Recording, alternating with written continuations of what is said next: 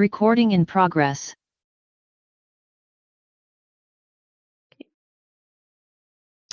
My research presentation is going to be on language barriers in music therapy, impacts on therapeutic alliance engagement, and outcomes for Spanish-speaking clients. We have some images here at the bottom. We have a picture of instruments, kind of demonstrating the variety of instruments that we use in music therapy. We have who's supposed to be an active music therapist playing the guitar. We have some music notes here. And we have a person with a question mark kind of tilting their head, almost confused. Um, and I specifically chose to put this in there because, again, language barriers and potential miscommunication and misunderstanding. So, yeah. To give background on my topic, which I should have included here on the slide, my topic is inspired by my practicum that I've had this semester. I was over at the TWU Stroke Center, who eventually ended up being assigned to a different client who was a Spanish speaking only client, understood little to no English, and uh, just thinking back at everything, it just really had my gears turning. And so when the opportunity presented itself for research in music therapy, this is a topic that I wanted to discuss. Going straight into the bullet points. Growing population of Spanish-speaking Hispanic Latinx clients in the U.S. Many music therapists are monolingual English speakers. Linguistic differences can cause miscommunication and limit emotional expression. Little research exists within music therapy on how these barriers affect the therapeutic process. After looking at a lot of the articles and literature reviews regarding my topic, a lot of it discussed the therapist not being able to understand where the client is coming from and really understanding their culture. So, which is super important when we do the assessment process of the overall therapeutic process. So they don't become aware of these things, it sounds like, until they perform the assessment. And even then, there was one article that I read, and I didn't want to keep it for resources. However, I was reading it, and the music therapist was discussing how even after trying to look into their culture more and suggest songs and even ask the client what songs they want to hear and things like that, there just really wasn't a relationship forming. Unfortunately, they had to terminate music therapy and potentially get them referred to a different therapist, or at least I'm assuming and hoping so for that client, um, because there was such a big linguistic barrier that it just created challenges all over the place. So yeah, and then again, kind of going back to the miscommunication and limiting emotional expression. Um, if your client is already not having that trust with you and not having some sort of rapport with you, this is where we should start to think ethically and say, am I really going to be benefiting this client any further? Um, because of communication, verbal communication being the most difficult thing to get by. Um, and going into little research exists, it does. This topic is very broad, and I specifically chose Spanish speaking, again, inspired by my practicum, because it's true. If we're looking into serving a wide variety of clients with hopefully little to no bias, how are we going to do that if we can't even verbally communicate? If we could sing the whole time, I'm pretty sure we could, and just play music the whole time, but we can't. And especially with older adults who sometimes really love to talk and maybe sometimes not, but in the hypothetical sense that they love to have conversation, how are we able to do that? How are we able to serve them in that sense and really hopefully build some sort of beneficial and trusting therapeutic relationship with a client if we can't even say hi, hello to each other. Moving on to the significance of this topic, addresses a role gap in music therapy literature.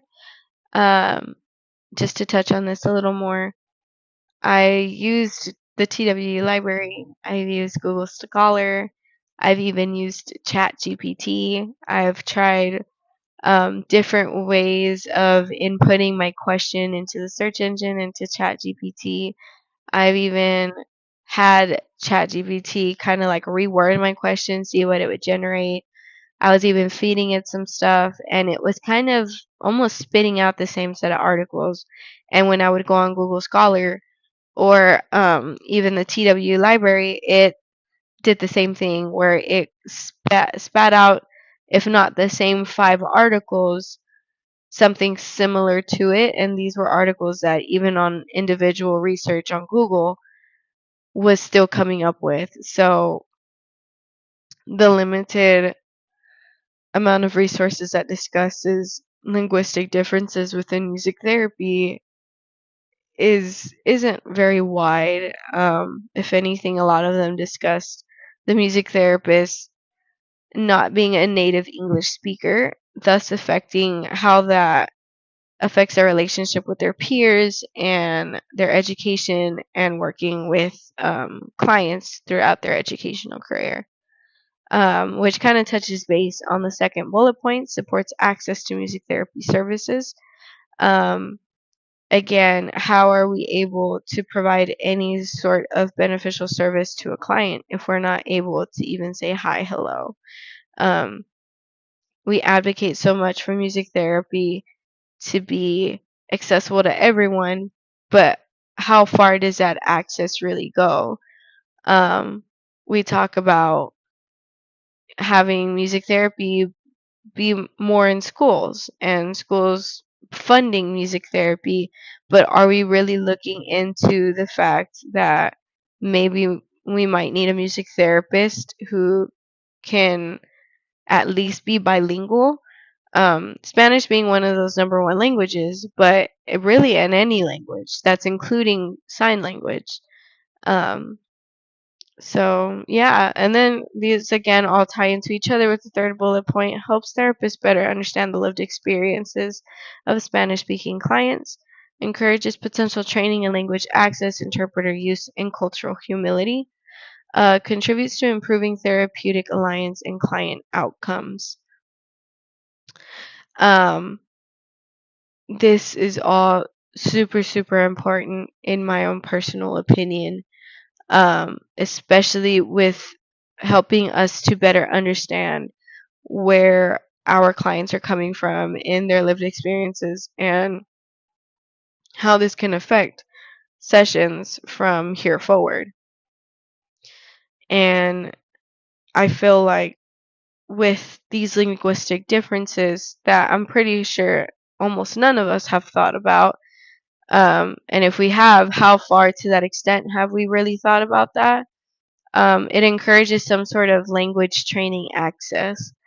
And I feel like we should really use that within the education that we receive in universities that are accredited through AMTA to, or at least to discuss, like, we might have a population of clients, whether that be in a hospital, a school, a private practice per se, um, that they might speak a completely different language, and we need to be ready for that.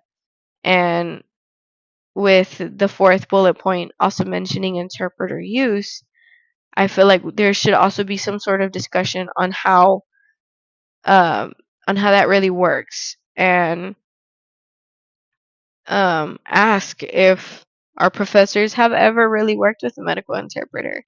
And how does working with a medical interpreter work?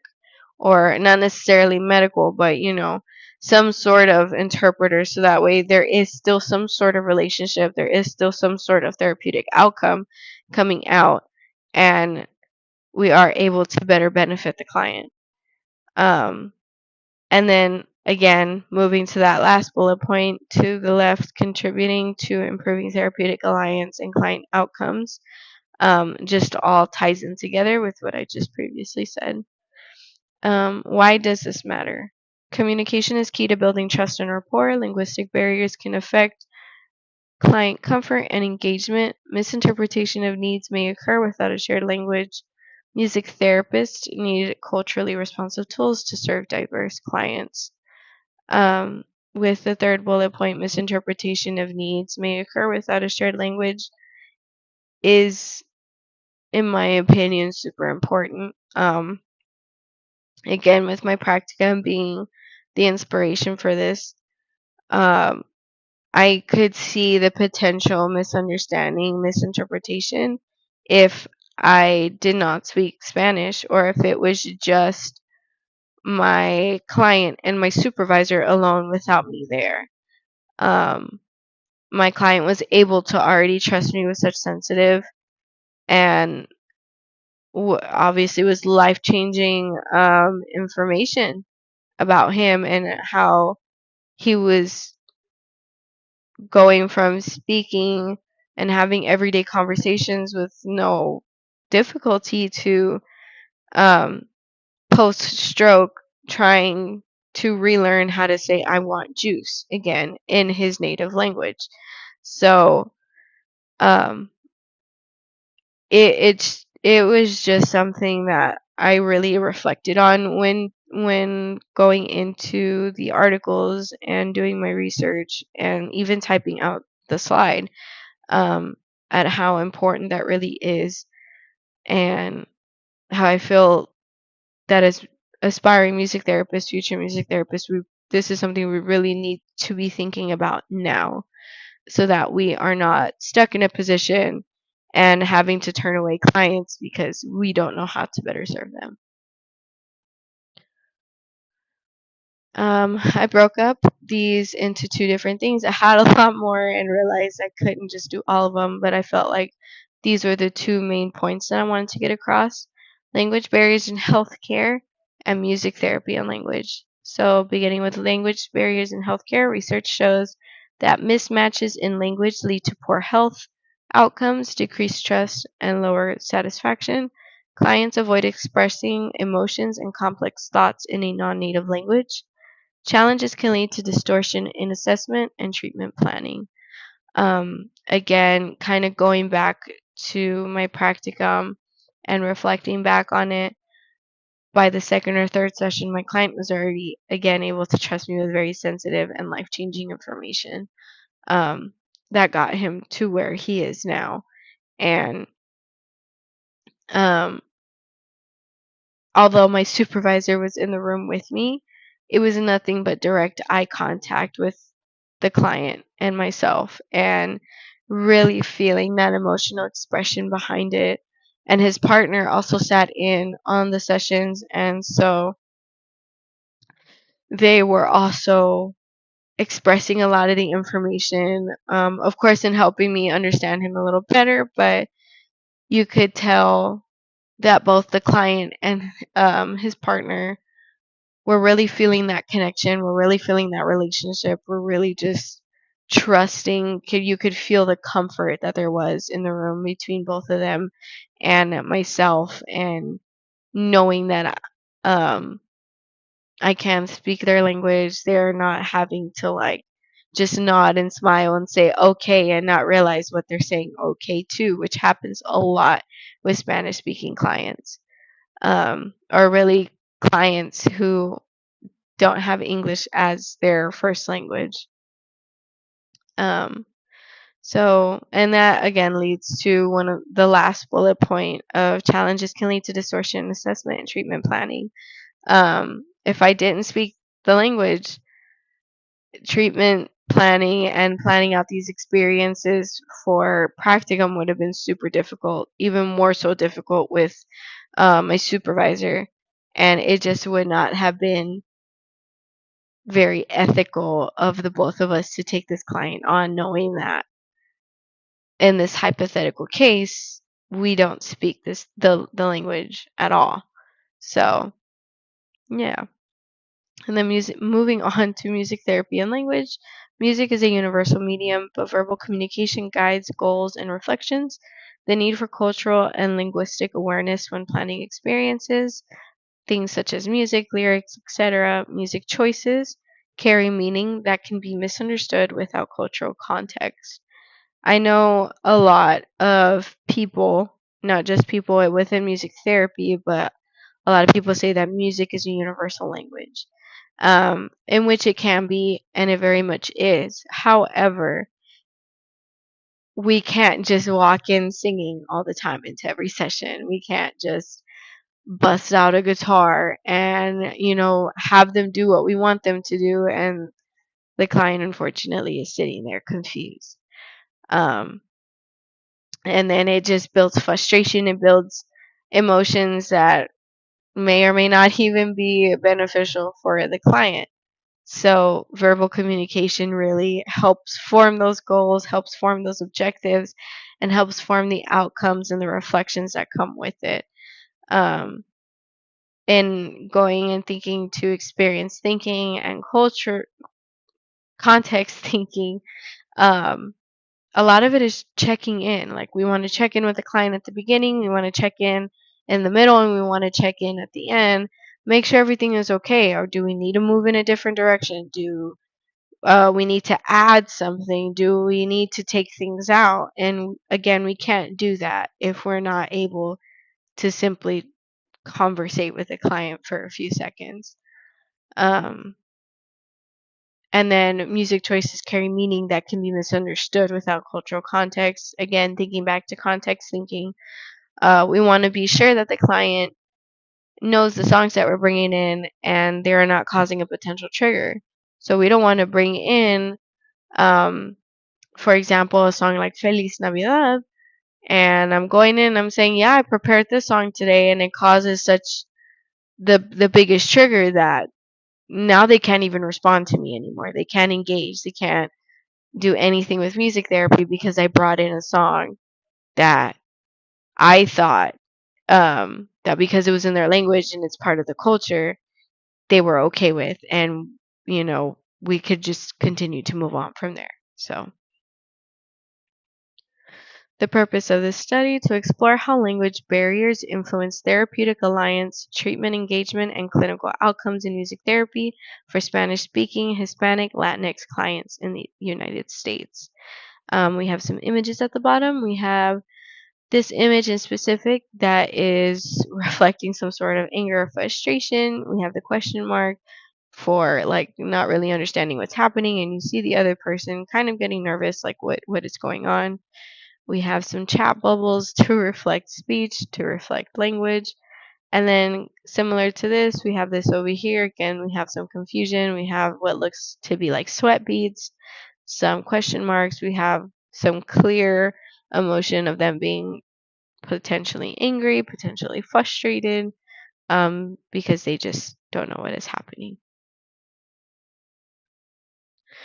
The method for this would be a qualitative literature review, as far as sources, kind of looking into music therapy related studies, those relevant to Spanish speaking and or Hispanic Latinx clients, the discussion of language, culture, communication, or interpreter use, identify themes related to therapeutic alliance, engagement, and outcomes, and integrate cultural and linguistic considerations. Um, Again, not a lot of resources were available as far as this topic. I was very limited on this topic, and I had a feeling going into this, but I felt it was important to talk about it. And again, the opportunity presented itself, and I wanted to take it and really discuss my point of view on it. Um, and yeah, just finding anything relevant to Spanish speaking clients, whether Hispanic, Latinx, how whatever the case may be, it was already difficult in itself. And not a lot of music therapists were wanting to discuss at least the overall language barrier that came with it. So or not wanting to discuss, but didn't have much to say, again, because of the language barrier, because they were not able to form what I assume is the relationship that we are all needing with the client. So yeah. And then really just wanting to discuss the language, the culture, and the communication overall. If we're not able to at least understand two of these, then again, ethically speaking, how are we really able to serve the client? And again, discussing the use of interpreters, especially within hospitals, I feel is very important. Um, and I feel that if we are able to discuss this in the education that we receive to become music therapists, it would help those, especially those who are wanting to work in a hospital or intern at a hospital. Um, we're able to go in not feeling like we have to turn away clients every single time. We can go in at least knowing that there is some sort of option to help and better serve the client, and at least perform the assessment process, perform that first initial session, 2 sessions, and see how the relationship itself is going to go from there. Of course, if we're speaking in hospital terms, you may only just get the 1 time or the 2 times or however many times before you're not even seeing the client anymore. And again, that is something to think about. But if we had more knowledge on the use of interpreters, then again, maybe we wouldn't have to feel like we only had one chance and one chance only with this client who may have severely needed music therapy for any reason that they have. And that is the end of my presentation. Thank you so much. I really enjoyed the class. I really enjoyed doing a deep dive on this topic and other topics for fun to improve my research skills. So, thank you.